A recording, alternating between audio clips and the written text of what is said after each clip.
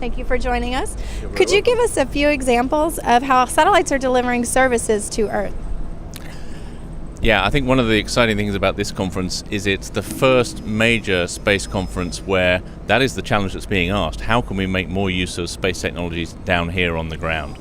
And there are already many examples of, even over the last 15 or 20 years where agriculture, where the shipping industry, they've all been making big steps taking advantage of satellite technologies. The really exciting area for me, I think, now is that the new areas where it's the energy industry, it's the food supply chain industry, fisheries management, they are starting to look at to see how they can use satellites to solve some of the major problems that those industries are facing, and I think that's where the real opportunities are starting to come from now. Such a diverse group of industries could benefit from this.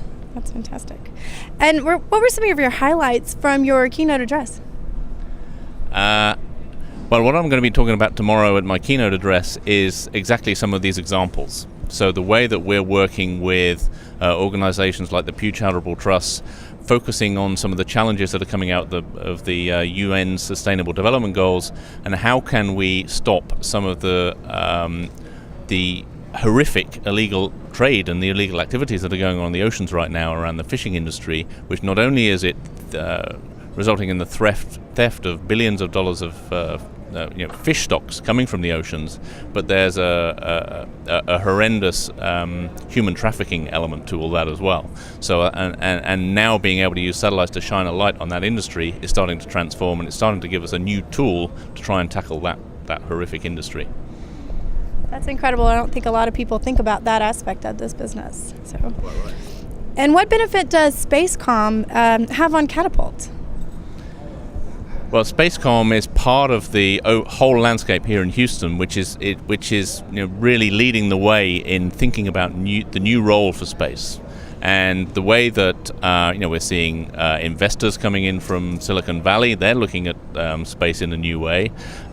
George Whiteside from Virgin Galactic has been talking today about all of a sudden space is cool again, and it's not because of the big government programs. It's because of the commercial investment and the opportunity that everyone has now to engage in space. Everyone has an opportunity now to become a space tourist. Space hotels are just around the corner, and so I think that's creating a new excitement in the sector, which is creating opportunities for those who want to use space beyond that, what we call the upstream, beyond that, the direct use of space for improving lives here on Earth. And I think that's where, for me, that's the exciting element of this.